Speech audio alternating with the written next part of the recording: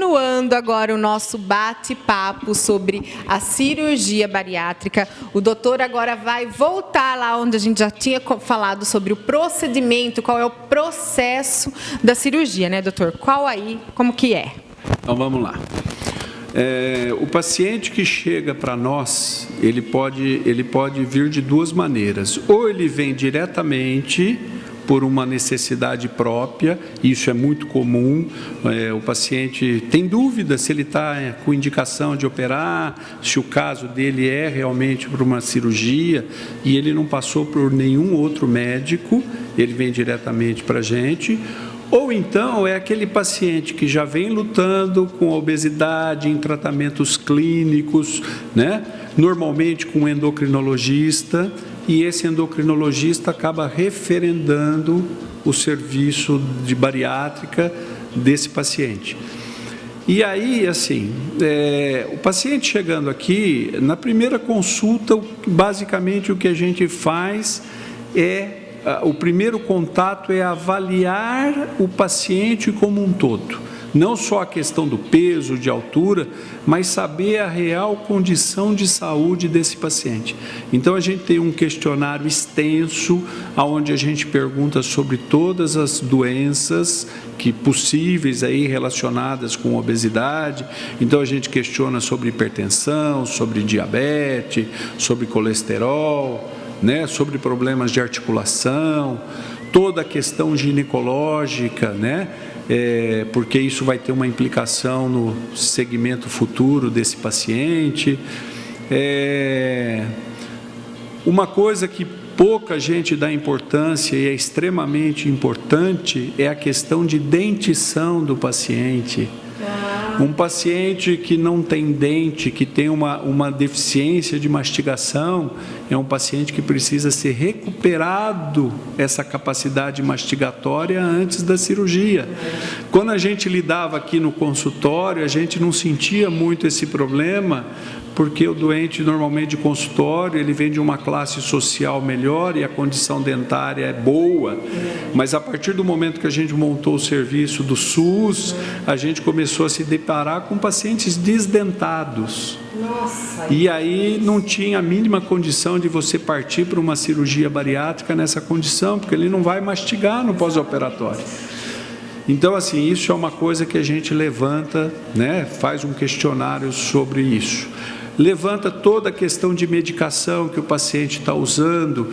Hoje a gente tem recebido muito paciente diabético usando insulina.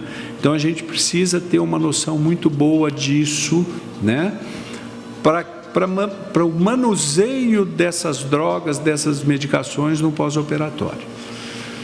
Visto tudo isso, a gente examina o paciente, faz um exame clínico do paciente e a gente acaba... nessa primeira consulta nunca se vai pedir exame laboratorial, ainda não.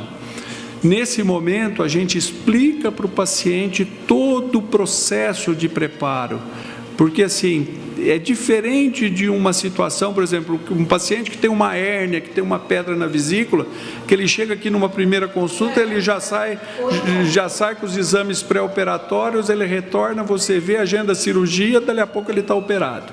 O paciente bariátrico não, ele precisa entender o que é uma cirurgia bariátrica, o que vai mudar na vida dele depois da cirurgia bariátrica, e para isso a gente tem um grupo que a gente faz uma reunião mensal, né? Essa reunião a gente acaba agrupando pacientes operados com pacientes que estão em preparo para a cirurgia. Nessa reunião participa toda a equipe multidisciplinar. A gente leva às vezes o cirurgião plástico para falar um pouquinho da plástica, a gente leva um endocrinologista para falar um pouquinho dessa parte metabólica e nós mesmos da equipe, na verdade é uma reunião aberta, onde o paciente tem plena liberdade de perguntar qualquer coisa, tirar as dúvidas, e existe uma participação muito grande dos pacientes já operados. como que foi a experiência deles com o procedimento, como que está sendo a vida dele depois da cirurgia. Então, é uma troca de informação que acaba trazendo uma base para esse paciente que está ali começando o processo, ele entender todo esse mecanismo, essa dinâmica. Mas do ponto de vista prático, todo paciente sai da primeira consulta, depois de orientado o que vai ser a cirurgia, como vai ser a cirurgia, ele sai com um encaminhamento para um endocrinologista para fazer a avaliação dessa parte metabólica, para afastar a possibilidade de alguma doença endócrina que possa estar causando a obesidade. Ele sai com um pedido para uma avaliação cardiológica, porque ele vai para um procedimento cirúrgico, né? Então a gente precisa saber a condição desse coração para a cirurgia, tá? Ele sai por uma avaliação do serviço de psicologia, e aí esse serviço de psicologia ele tem um papel fundamental no sentido de avaliar esse paciente de uma maneira mais profunda, né? No sentido assim, existe alguma doença que possa estar interferindo nesse quadro da obesidade? O que existe de transformação na vida dessa pessoa depois da cirurgia? Quer dizer, preparar esse paciente para essas transformações, né? E, por fim, com a nutricionista. A nutricionista vai orientar esse paciente o que vai ser a vida dele antes da cirurgia, naquele período de recuperação do primeiro mês de pós-operatório, onde existe uma restrição de dieta muito grande. Esse doente, no primeiro mês de cirurgia, ele passa basicamente à custa de caldos. Nem me fale. Dá saudade, não dá, Karina? Ai, morro de saudade. Até hoje eu não posso ver na frente chá de camomila e Gatorade, de tanto que eu tomei.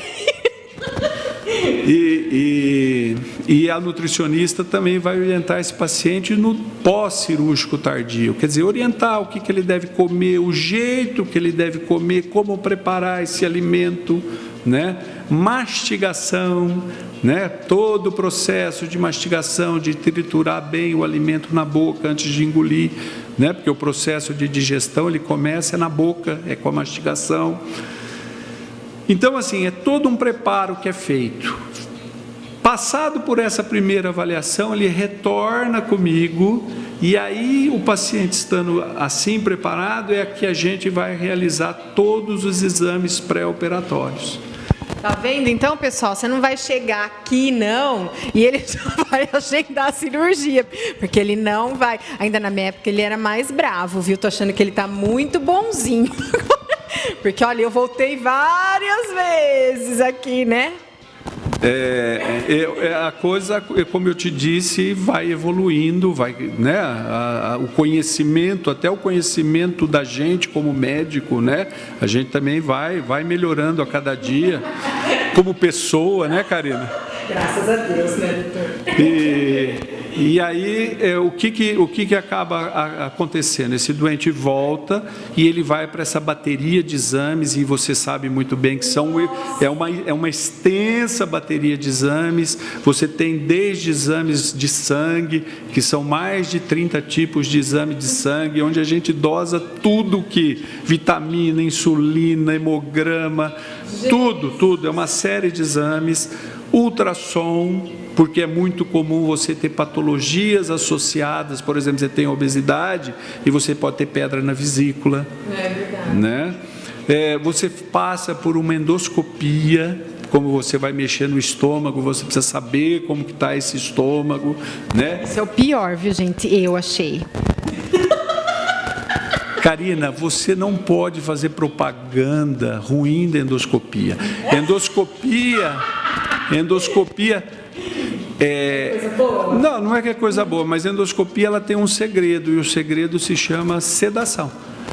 O paciente bem preparado, sedado com medicação durante o exame, ele nem vê o exame. E ele... pouco eu vi. Na época eu que fazia exame, hoje eu não faço mais exame, deve ter melhorado então. Ela está falando mal do médico dela. Não, senhor, porque não foi você que fez a endoscopia em mim. Não foi? Foi por isso que eu sofri, tá vendo? Se você tivesse feito em mim, mas não fez, não. O paciente passa por exame de prova de função pulmonar, ele faz uma espirometria. Então, assim, é uma série de exames, ele gasta aí uns 20 dias fazendo o exame. Ele retorna comigo mais uma vez. Esses exames estão em ordem, está tudo certo. Aí que a gente vai pedir autorização da cirurgia para o convênio. E estando tudo em ordem, o convênio libera. Não adianta o paciente ter pressa, porque se ele chegar com falta de exame, com falta de avaliação, aí que é brecado no convênio. E uma vez que tudo sai certo daqui, chega lá, não tem problema nenhum. É autorizado e aí sim o paciente vai para a cirurgia. Esse processo todo, em média, se você não tem assim uma condição de gravidade, né? Às vezes você está diante de um paciente diabético descompensado e que precisa primeiro se equilibrar, é um processo que dura aí de 3 a 4 meses hoje. Quer dizer, da tua época isso encurtou bastante, né? Encurtou bastante. Nossa, muito. Uma vez operado, hoje o paciente interna no dia da cirurgia. Quando a gente pede a cirurgia, esse paciente vai passar por uma avaliação pré-anestésica, então ele passa pela equipe de anestesia, né? Ele é avaliado. Então, assim, a gente faz tudo para gerar uma situação de segurança para o paciente. O paciente precisa passar por um procedimento com uma segurança muito grande. E hoje, para você ter uma ideia, as estatísticas mostram que o risco de uma cirurgia bariátrica, ele é semelhante ao risco de qualquer outra cirurgia para o obeso. Então, assim, se um obeso precisar operar uma hérnia, se ele precisar operar uma vesícula, o risco dele fazer a cirurgia bariátrica, ele é tão semelhante a esses outros procedimentos, né? E antigamente, assim, né? Nossa, não faça cirurgia bariátrica porque o risco da cirurgia bariátrica é muito grande. E é semelhante ao risco de qualquer outro procedimento. Não significa que não tem risco. Ah, sim. Tem risco. Porém, como as outras também tem risco. Esse paciente vai para o dia da cirurgia. Aí no dia da cirurgia ele interna no período da manhã, no mesmo dia da cirurgia. Não vai mais dormir no hospital.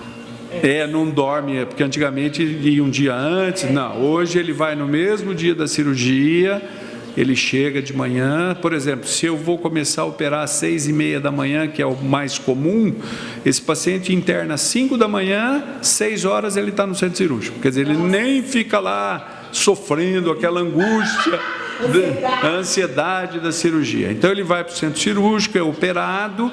Ele faz a recuperação da anestesia no centro de recuperação anestésica e retorna para o quarto. Quer dizer, hoje não tem mais UTI, não tem. Ele volta para o quarto. Se eu opero no período da manhã, no final da tarde, quando eu passo visita, eu já libero um líquido para o doente, já tomo uma aguinha, um chazinho. Como ele está mais bonzinho agora? Não peguei assim, não. No dia seguinte, se ele tiver disposição, estiver bem, eu já permito até que ele saia da cama nesse primeiro momento. Se foi passado sonda vesical, nós já tiramos a sonda vesical, a sonda que fica na bexiga para controle da urina, já tira até no mesmo dia. E bota esse doente para andar. Pode passear, porque isso estimula o funcionamento mais rápido do intestino. Então não fica com aquela coisa de barriga estufada, com gases, né? Já vai para um ritmo. No dia seguinte, liberação de líquido, foi bem, dorme uma segunda noite no hospital, já sem soro, no dia seguinte vai embora. Então são 48 horas de internação. Hoje a gente não tem usado mais dreno, ele sai com 5 furinhos, com um pontinho, uma semana está tirando ponto e tocando a vida. Aquelas restrições de dieta, elas continuam, né? Os primeiros 15 dias é só líquido. Com 15 a 30 dias esse líquido dá uma pequena engrossada. E dos 30 dias para frente, a dieta já é uma dieta livre, já começa a comer comida normal do dia a dia, tá? Então, assim, se você tem um paciente com uma profissão, onde ele tem uma profissão, um advogado, trabalha no escritório, de contabilidade, é um paciente, vamos dizer assim, que com uma semana de cirurgia ele pode estar trabalhando. Ai, que beleza. Nossa, isso é bárbaro mesmo, né? É a evolução da ciência, né? E é importante a gente participar disso e aprendendo com quem tem mais experiência e a gente aplicando no dia a dia todo esse conhecimento em benefício das pessoas, né? Então, assim, quando eu falei que a gente está vivendo a evolução da cirurgia bariátrica, quando a gente olha para trás, há 10 anos atrás que a gente começou e vê o que a gente está fazendo hoje, para a gente é bastante claro essa evolução, né? E assim, é uma evolução que trouxe um benefício muito grande, e isso que é o mais importante, é o bem-estar daquele paciente que está procurando esse tipo de tratamento, né? A gente falando desse jeito, a gente não quer transmitir uma sensação de facilidade, uma sensação de que é tudo muito tranquilo. Não, eu acho que eu deixei bem claro que tudo faz parte de um processo, de um aprendizado, que o doente tem que participar ativamente desse aprendizado, ele tem que colaborar com a parte dele, ele tem que entender o que ele precisa fazer para que ele tenha sucesso e acaba tendo assim um sofrimento menor em todo esse processo. Pode também haver restrição da parte da psicóloga, alguma coisa nesse tipo também, não pode, doutor? Todo esse processo, por exemplo, vamos supor que o paciente chega lá no cardiologista e é detectado também. Ele vai ter que corrigir isso primeiro, né?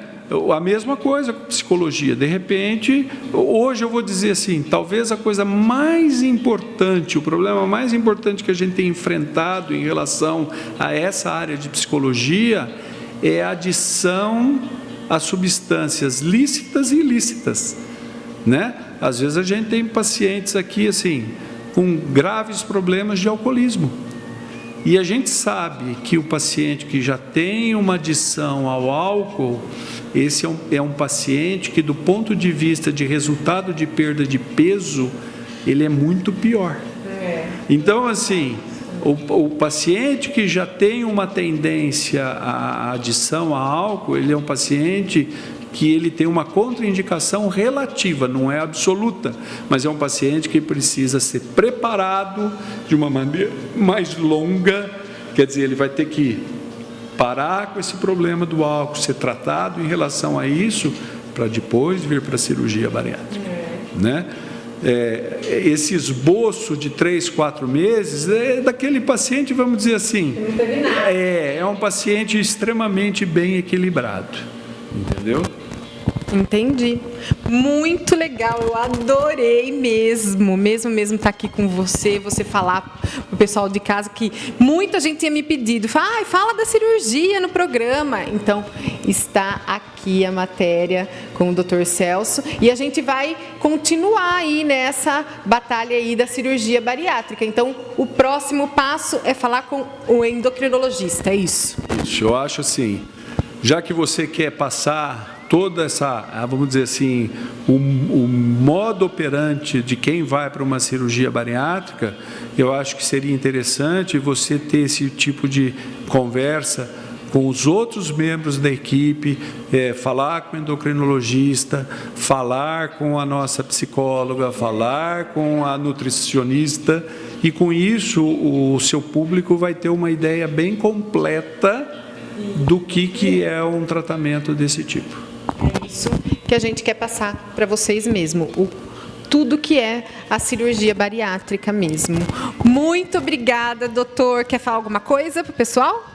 Não, eu queria agradecer a oportunidade que você está dando para a gente, porque esse é um assunto, eu acho, cada vez assim, ele é um assunto que está na mídia, né? E é um assunto que interessa assim, eu acho que chama a atenção das pessoas. E, na verdade, assim, como tudo que chama muita atenção, existe muito mito, né? Muita coisa que é falada na rua e que às vezes não é verdadeira. E que você, conversando com quem lida no dia a dia, o profissional que lida com o dia a dia, a gente pode estar ajudando de alguma maneira a esclarecer algumas dúvidas, alguns mitos. Então, você está fazendo um serviço muito interessante do ponto de vista social, né? Colocando a gente para falar sobre isso.